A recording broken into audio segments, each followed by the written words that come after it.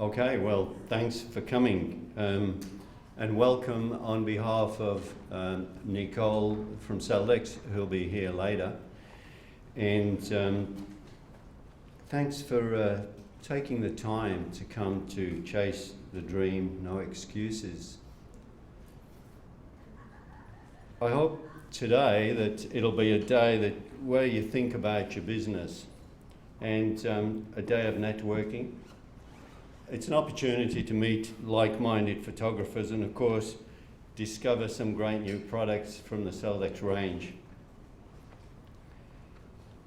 I'm Bernie, by the way, for those of you that don't know me. I'm a photography business coach. And today we're going to have a presentation by myself. And that's going to run for about an hour and a quarter, where hopefully we'll try and get your head a little bit settled in pricing your products. Anybody have a problem pricing their products? Come on, you may as well all put your hand up. I mean, it's a fact, isn't it, that in the photography industry we all undercharge. Wouldn't it be great if we could all lift our prices up and also lift the profile, therefore, of the industry? But there are certain things we have to take into consideration, so we'll look at those in my presentation. After a break, then we'll have Sarah Taylor, who will talk on social marketing. Sarah isn't here yet because she lives in Geelong, where she's had an amazing success story, so we'll talk to you about that later. She'll help you with your social media marketing, with your Facebook and all those things you like to play with. And then this afternoon, Natalie Howe, which is, I'm sure, who you really came to see, on the evolution of her business, her photography workflow, and how she balances her work with a busy lifestyle. So it's a pretty full day, some eating, some networking, a lot of education, and some new products to have a look at. We're also going to run a competition for some of my coaching, for a 5-session coaching. So we'll give you those entry forms, and when you fill them in, if you put them in the pink and white box over there, that'd be great, and we'll draw a winner at the end at 4 o'clock.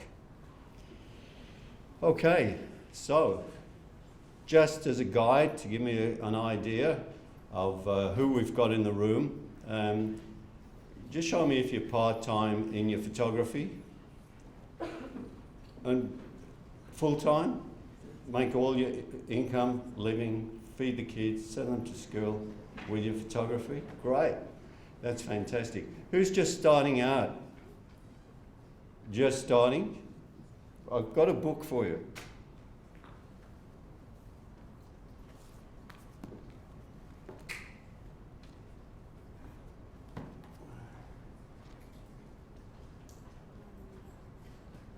You're the only one.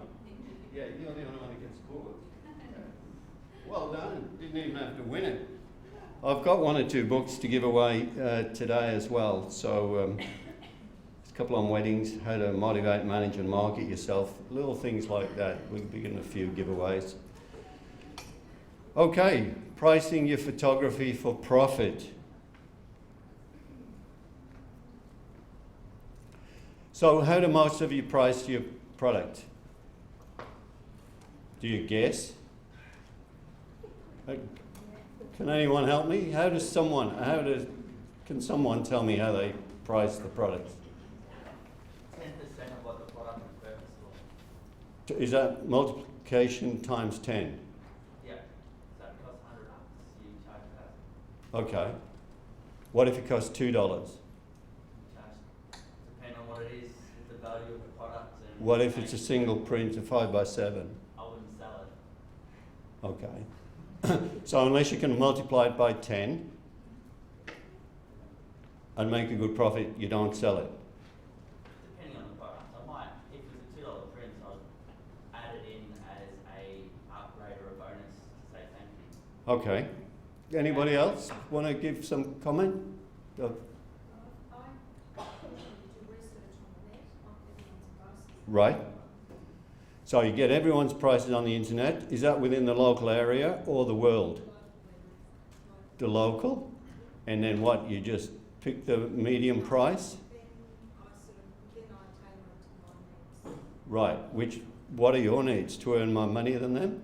Well, no. Okay, Get the work, but I do my research first. okay, so you look at your local competitors, Yes. and then how do you price it? Cheaper, the same, or more? Some are more. Some are more. Yeah, some are cheaper. It just depends on what I've come up with. Okay, anybody else? I first look at my expenses. You, My expenses, my business operating expenses and that. yep. So according to that, what, So your business expenses, you do what with them? You say that's how much I want to earn? well, that's the minimum cost I have to get back in from my business. And then Right. obviously, I need to decide the salary as well. Okay. And that determines what is the price. Anybody else? Yeah, work out what you want to make a year and then divide it by the number of jobs you want that to be over. Right. With weddings and portraits? More weddings, What about the portraits? sure. So that would be as a Separate thing? separate. Yeah. Who else wants to give me a go? One more? Yeah? You work out your costs of running your business, including how much you want to make, Right. and the cost of goods. Yeah. You come up with that would be like 30% of your, and then you divide it by how much you want to make per sale. I only do portraits, I don't have to worry Right, about yep. weddings. And then you make a margin, like 30-40%. Right. On top of that. And then you look around you and see, hang on a minute, am I actually competitive? Because if I'm not competitive, then I should shut shop and just go home. Right. And how's that working for you? Pretty good. Pretty good? That's the main thing, okay? So we all price differently, and I'm going to go through some of the things where we price our work, and it's quite interesting, isn't it? We're not retail. We don't sell purely retail. We're a service business as well.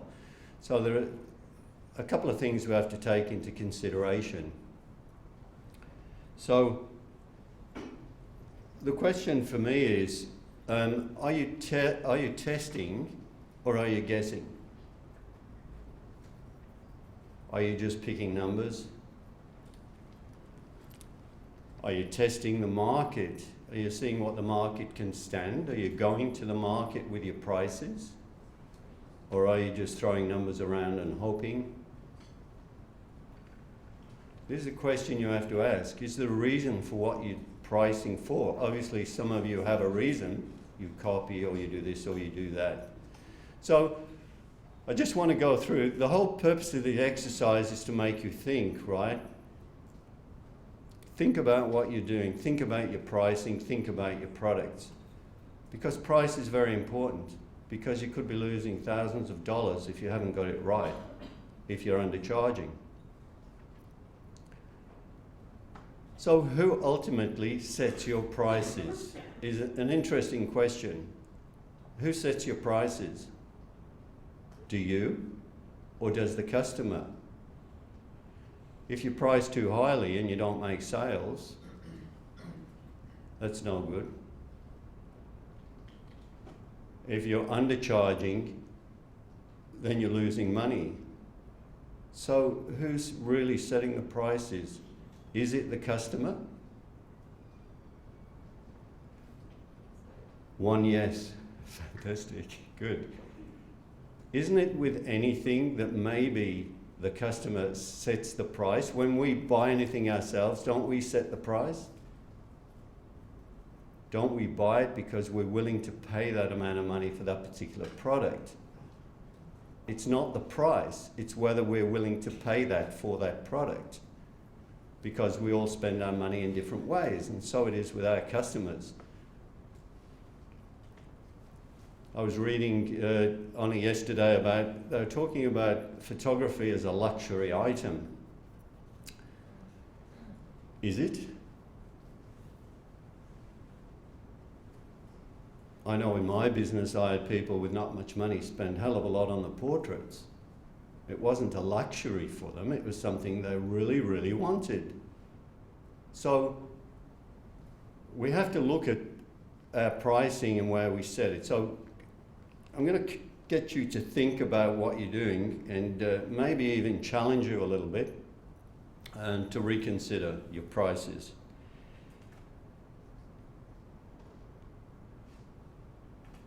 Before we choose prices, the first thing we have to do is to choose products, right? How can we set prices for anything unless we've got the right products? So your first challenge would be to select the products that you want to sell. Because within the Seldex range, and have you seen Seldex's price list? It's got so much stuff on it. You have to work out what products you are going to sell. And those products should satisfy a couple of criteria. One is yourself, maybe. But one is that they're very saleable, that they work with the branding of your business, and that they suit the demographic that you're working with. So the first thing you do is sort your products, right?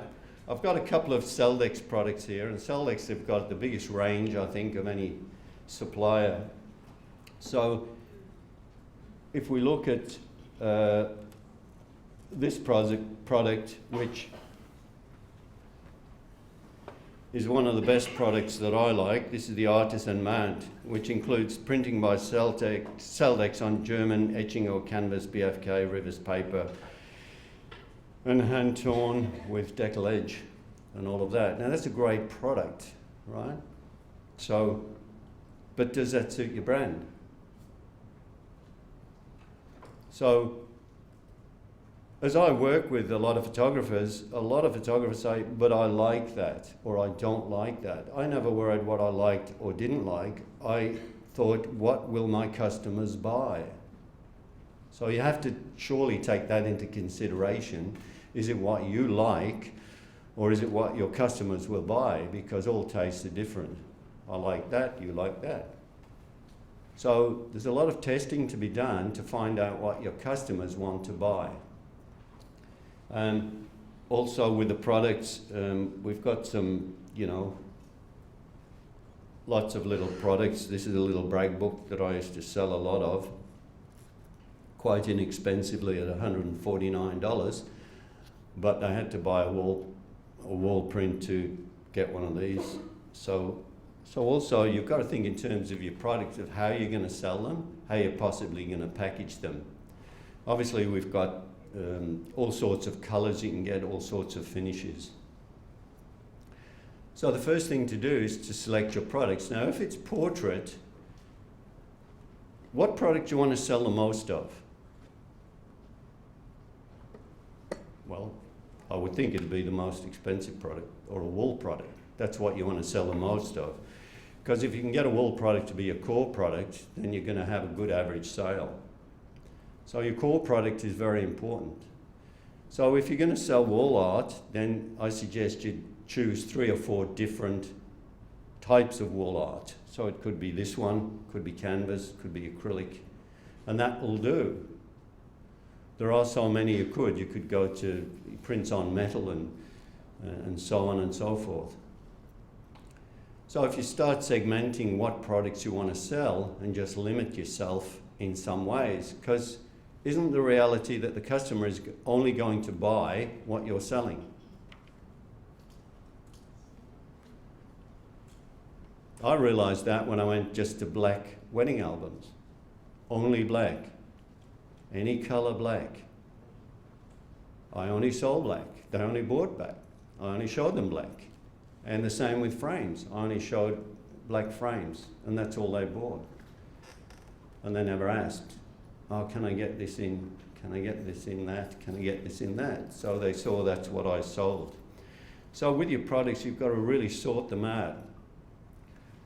Have a variety of products. So in portraits, it enables them the opportunity of buying more than one product. Your goal shouldn't be to sell one big print. Your goal should be to sell lots of different products. So that may be a wall print an album and a DVD of the images. That's the only way you're going to get your average sale up, as well as putting your prices up. So you want them to sell multiple things. With wedding albums, of course, you can sell different sizes or different quality. There's some really great new products. This new one I really like, with the sort of decollage and the art paper. That's a fantastic range. I would sell that if I was still running my studio today. This is a great product, but it depends on your demographic, all right? So you have to sort out your products. That's our starting point. So we're just going to 7 mistakes photographers make. And I've got to say, this is Bernie's 7 mistakes, not my mistakes, the mistakes I see photographers making that I think are mistakes, okay? And there's only 7 there, there's probably 8 or whatever. One of the things I found with consulting with photographers is on their price list, they make the price the most standout feature of the price list. Usually it's in a bigger font and a different color. So when the consumer looks at the price, they see the price list, all they see is price. So I suggest you try not to do that. Don't make price the be-all and end-all of your product. There's a lot more to sell besides price. And I don't believe that people buy on price, because once you start believing that, you'll just keep reducing your prices. I never believed people bought on price. They bought because they wanted.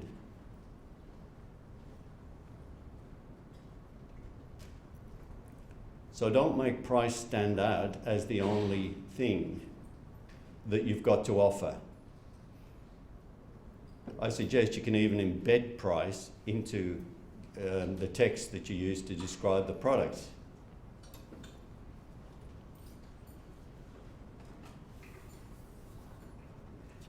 Generally, we get a bit carried away and we get a bit of a brain fade, and we try to sell too many products and we make it too complicated that we can't even understand it, never mind the customers. Has anyone got a price list like that? That they don't understand? It's very easy to do. You can get a little bit carried away and just add this or add that. Or I saw this photographer last week, they were selling that, I'm going to sell that. You've got to test and measure your own products for your own marketplace.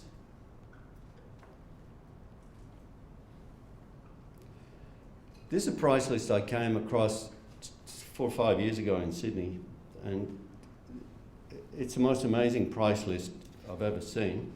You probably can't see it clearly, but there's 8 packages there. This is a wedding price list. There's eight packages, the most expensive being $3,000, and each offered different things. So with package 5, it was very stylish, flexibility of a mixture of matted and digital pages. The pages can be black or white. The album comes with 26 sides with the option to add more pages, viewing session after the wedding, up to 7 hours of photography time and a high resolution image plus a slideshow. And that's just one of them. So obviously with this client, I had to cut that 8 down to 3 because I didn't understand it. So, and the problem is with a complex price list, you tend to talk more about price, don't you? You get this price engagement. What if I get that? How much is that? Well, what if I get a big one? How much is that? You don't, your customers are asking you that engagement with price. The thing with price as well, what I found as I was doing a bit of research, there are so many places that you can find information about pricing. I've got a working pro from 2004, 7 steps to calculating your fees, you know, talking about pricing. There are so many ways of sorting out your pricing, and this was actually bought this off the internet as a template for a price list. I didn't buy it because I wanted to use it, I just bought it as part of the presentation. So even that is fairly complex in itself. It's got 3 packages, then a la carte. The other thing I find with pricing is, if I go to many different websites, some websites have got pricing on and some haven't. Who puts the prices on the website? Who doesn't? Who doesn't put any prices at all? I reckon we're 50-50. It's about half-half to who puts prices on and who doesn't, which is interesting, isn't it? Can someone tell me why they put the prices on?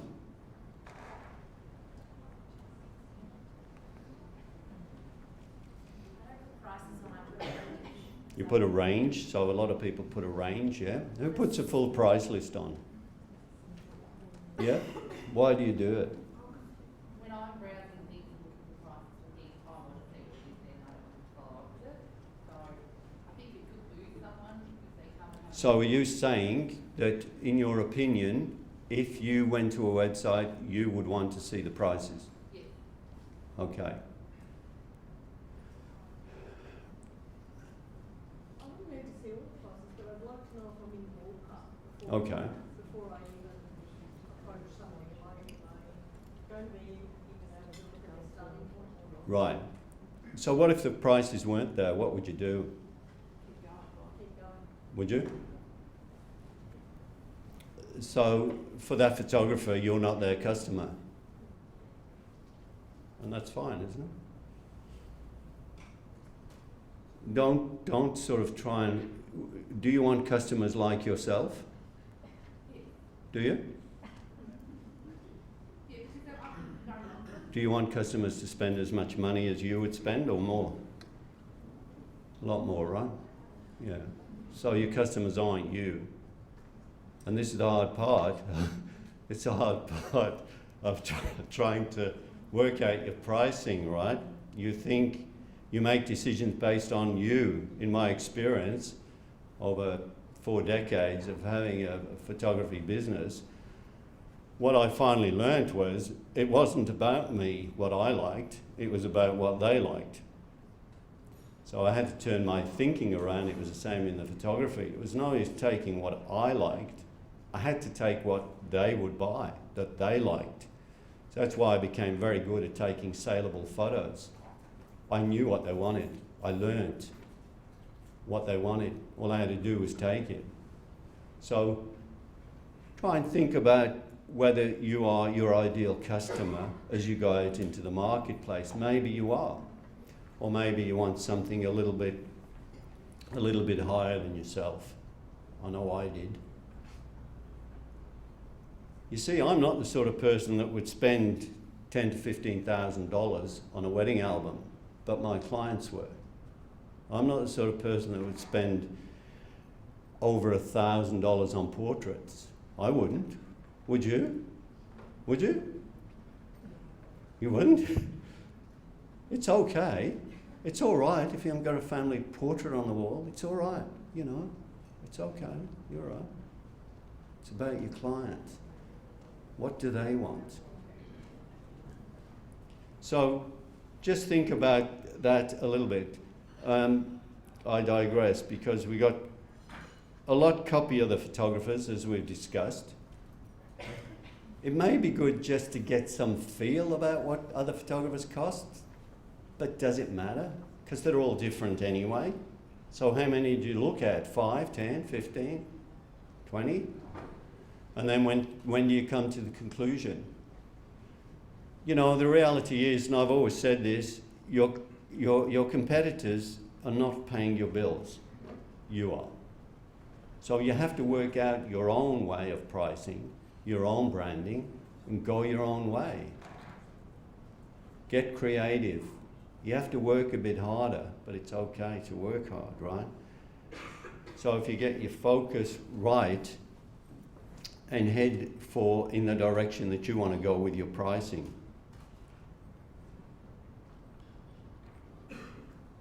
Another mistake photographers make generally is that they set their prices and then never change them. Yes, there used to be an old saying, you put your prices up 15% a year or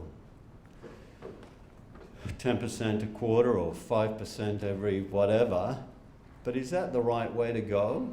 Is it better that you do it a bit more strategically than that? And keep records, see what your core products are, and put the price of your core products up. Now, a core product is something you sell most of to most of your customers. Everyone in business has a core product. I'm sure McDonald's have a core product. That's a product they sell the most of by far. So, if you monitor that, you monitor your prices, products, then eventually you'll come to the market, right? That's what we're trying to do. That's what I recommend.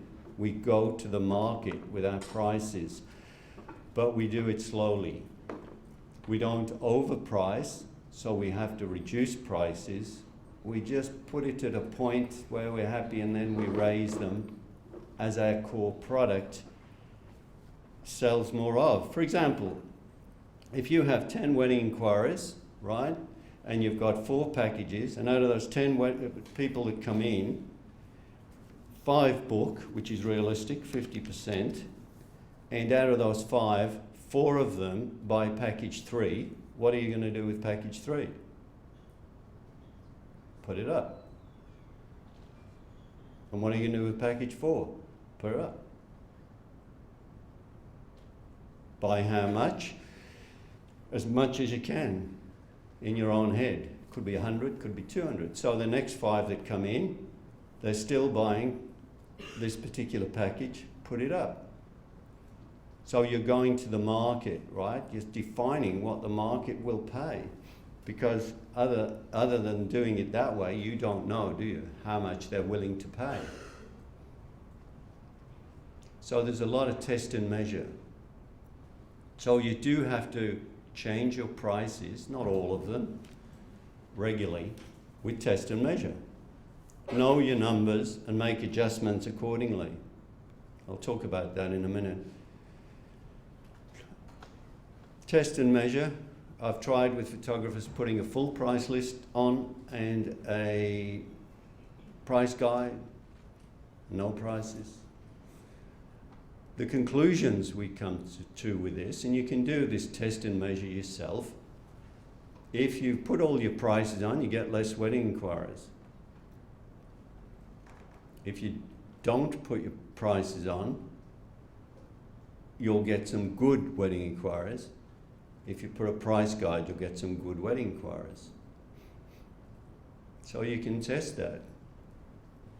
Try it for a month. See what response you get or you're getting from prices on your website.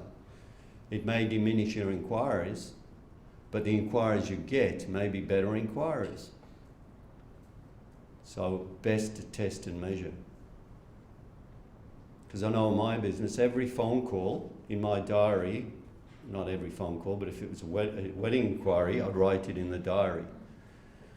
So at the end of the week, I could see how many wedding inquiries I'd got, then I'd record that, so then I could see how many people I converted to come in, and then when they came in, I could work out how many converted to bookings, and out of those bookings, which ones booked in at particular packages.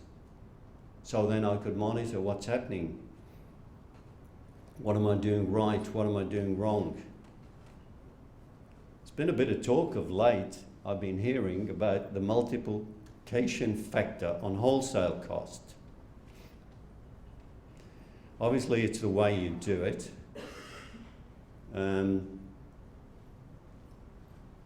But it can fall a little bit apart, can't it, if we're buying a 5x7 print for $2 and we want to multiply it by 10 or 50 or whatever. It falls down a little bit. Like in my case, I was selling a 5x7 for $145, so that's a big multiplication factor. That's that product. Then there'll be other products, you know, that, well, everything I sold at a high multiplication factor, if you were to work it out that way, but I didn't work it out that way. I went to the market with my price, and when they accepted it, I put it up, and then when they stopped accepting it, I put it back down to less $100 or whatever had taken them over. So the multiplication factor, I've tried. I've spoken to my accountant many times. The problem is we sell so many different products at different prices, don't we?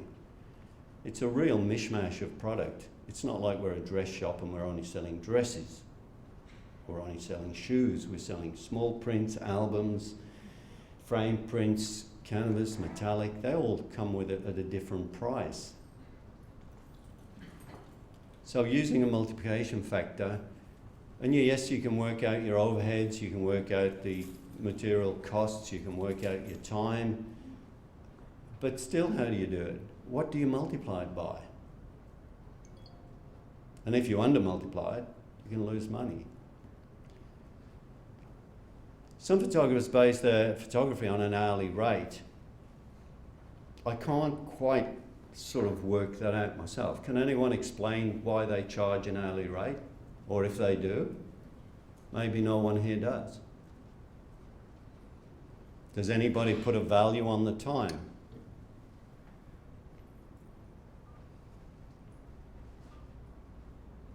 Do you think you should charge an hourly rate? What would be a realistic hourly rate? Would an realistic hourly rate be $50, $100, $200, $300? How do you work it out? Anybody going to help me? Sarah Taylor. Yes, how do you work your hourly rate out? I set my hourly rate at $250 an hour. Good. Well, no one else does. And go from there. And I'm also saying it's one of the mistakes photographers make, trying to work out an hourly rate. Again, with pricing, if you start, if you're doing it successfully, fantastic, feel free to tell me I don't know what I'm talking about. But I always looked upon the business as a whole. I didn't particularly value my time, but all I knew is I had to put in that time to produce that product. So, if one of my core products, which it was $1,450, right? Portrait product, $1,450. How much time did it take me? Well, 3 hours to produce that product. I'm getting $1,450. If I divide 3 into 450, that's a pretty good hourly rate, isn't it? If I were to do that, but I didn't do it. It was all about selling products. So it's very difficult to put a value in your time when your time you can lessen anyway by doing things a different way, by outsourcing maybe, with a great new software that's come out now that can help us in our businesses. So the reality is, if we put a price on our time, it's a bit unrealistic, isn't it? If you're photographing a wedding and you say 7 hours, does that include the 2 hours you're waiting for the bride? Or you're waiting for something to happen? So you're charging waiting time. It's very difficult, isn't it? And then you've got all the post-production time, etc. So for me, it was always better to sell a product as a whole. So you put a price on your product. And the price on your product is determined by your marketplace. All right? So I just want to do a little exercise. You've got to understand this about the perceived value of the product you're selling should be higher than the actual price. I can't remember anything that I've bought where I valued it higher than what I paid for it. And all you women know that, right? Your perceived value of the new pair of shoes is far higher than the actual cost of them, especially if they're on sale. Then that's a double bonus, right?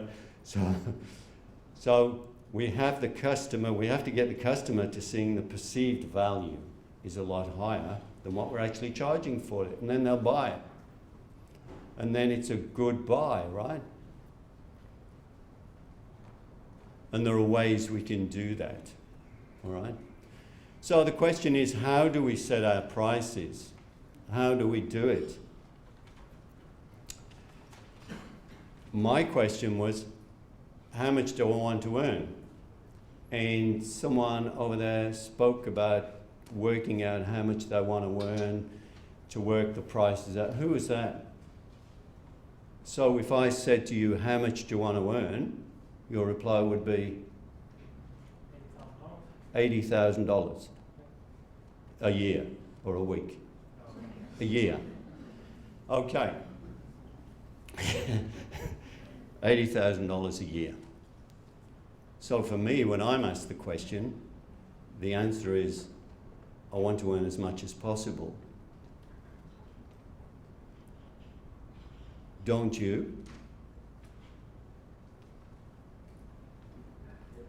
Would you rather earn as much as possible or 80,000? It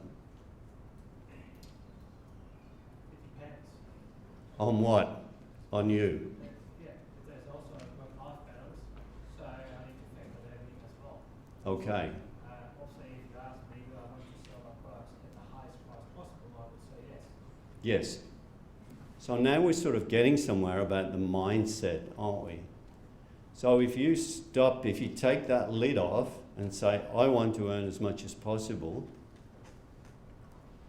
can you fail? Not really. Can you fail if you set a goal to earn 80,000? Yes, you may not earn 80,000. May keep you awake at night thinking about 80,000, I've got to earn 80,000, set a goal, 80,000, 80,000. So I find, in my experience, the mind is an enormously powerful thing, and if you start to put limits on it, it will limit you. So it's like when you're trying to get fit and you go on the treadmill, like I used to, and set it for 10 minutes. And it's like 10 minutes of so long. And then 30 seconds to go, and then done. And you go, wow, did it. What if I'd have set that treadmill for 20 minutes? What if I hadn't have set it for any time? How long could I have gone? I wonder. You don't. I don't know, do I? I could have kept running till I collapsed. So once you set sort of, it's okay trying to set realistic goals, that's fine, but don't limit your potential. So in many ways, I've been fortunate in my business life that I've endured 40 years of it, never having any failures. Because at all times I did the best I could, because I wanted to earn as much money as possible. So that was my drive. There was no limit. So when you're thinking about prices and you're thinking of structure, just open your mind and say, I want to earn as much as possible. And be proud that that's what you want to do. And then who knows where you'll go with that. So my method of determining price, and a few of you know this, is called Bernie's Cringe factor method. So This is a very simple method of determining your own price. So it goes something like that, this.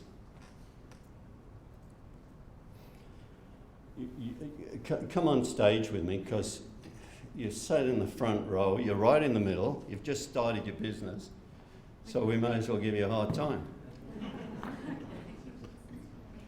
Come closer. Closer. Yeah, so it can hear you with a mic. What was your first name? Kirsten. Kirsten, is this your first presentation in front of 90 people? Yes. Excellent. That's great.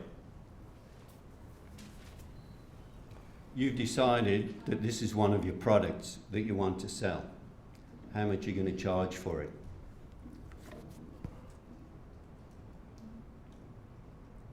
How much did it cost me? It costs $77, including GST. How much are you going to sell it for? I'm going to say 450. 450. Where did that number come from? Just made it up. Okay. I thought it would be what I would buy, what I would pay for it, maybe. Okay. So that's your cringe factor, right? That's what you go, oh, I can't charge any more for that, right? So what if we put in a frame? Then how much can we charge for it? I don't know, on another few hundred? How much? I don't know, about 650? 650. That's great. Do you know what we've just done? We've added $200. The frame's costing you $80. You've just made another $120 net profit. Okay? Did okay? Yeah, great.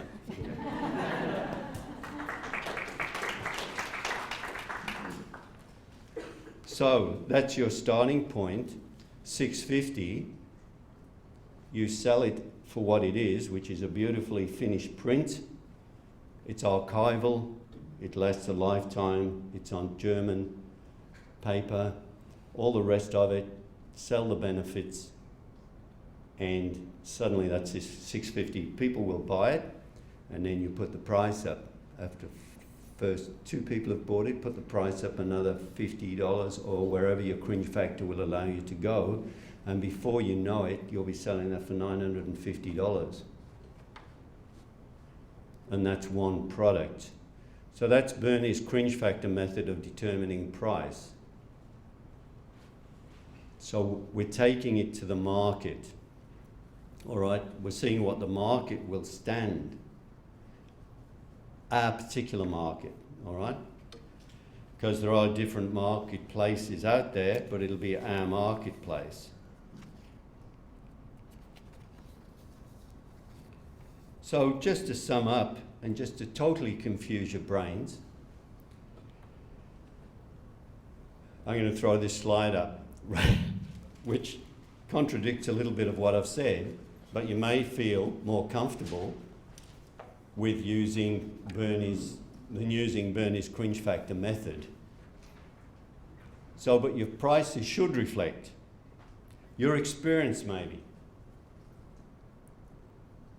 I would suspect that you feel you can't charge as much as others because you've lacked experience, but maybe you get good very quickly. Maybe within a year or two you are taking photographs like that. Well, not like that, because that takes 35 years to learn to do that. Your talent and photography skills you can develop quickly. The facility you work out of, whether that's home or whether that's in a commercial premises, it's also how you present yourself, right? So you have to present everything you do in a way that reflects your prices. Also your location. If you're in a down market area, it may be difficult to sell things at a higher price. And also the way you present your products. It's very fortunate nowadays, there's some great ways that we can present our products to give them added value, so that the customers perception is that they're worth more. So obviously with this album, if these prints were just loose, the perceived value would be fairly low, but because they're put into a book, they're the same thing, they're images, and because they're on art paper and got this decal edge and got this beautiful cover and it's blind embossed with the names, the perceived value goes up. So that's the beauty of choosing the right products.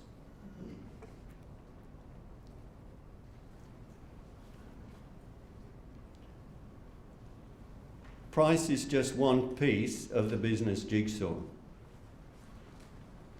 It's the starting point where you should start to create your business plan, firstly by sorting out your products, then by pricing your products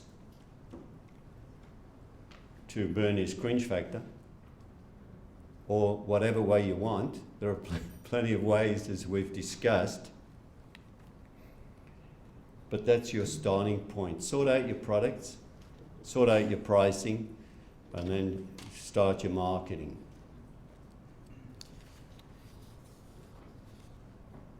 Running a photography studio successfully isn't easy. In my experience, it's got a little bit harder, but only a little bit. There's a lot of perception out there that, you know, we're undercut by a lot of cheapy photographers. They've always been there. There'll always be photographers who charge less than you. There'll always be photographers who charge more than you. But I suggest that you move towards the photographers who are charging more than you, because there are a lot less of them. If you try and sort of compete in the lower end of the market, there's a lot of players there, so it's a lot harder. So you may as well lift your act, lift your game, work harder, create fantastic images, present them in an incredible way that people can't resist them, and they buy them and pay a good price for them to allow you to make a profit. Have we got any questions?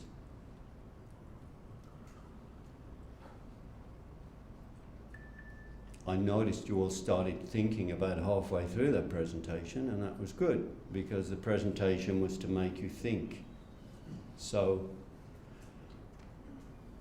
what you have to do from now is sort of think for a while and then start to act and go back to your price list and say, price list, I hate you, and rip it up and throw it in the bin and start again.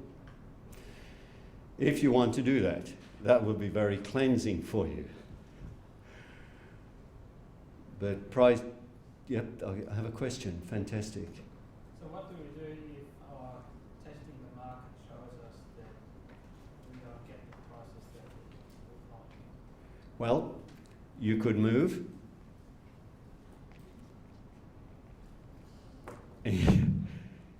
You know, with success always comes a price, right?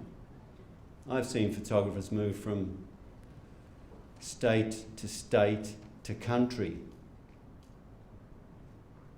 to be more successful.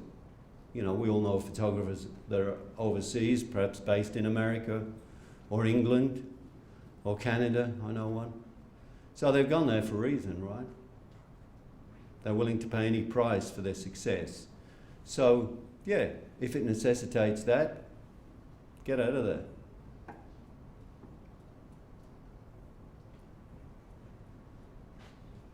Any more questions just before we close? Wendy, can you just grab a entry form there for me? So we're going to have a break now, and then I'll introduce Sarah Taylor. It's a half-hour break.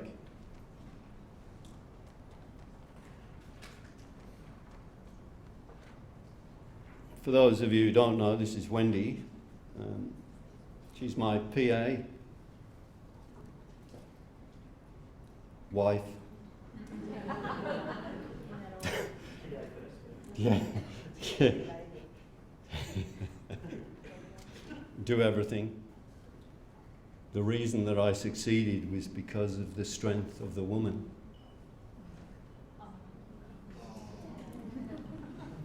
So there are some entry forms we'll be giving to you. If you want to just put your name and email address, we're going to put them in that box. We're going to draw one out at the end of the day.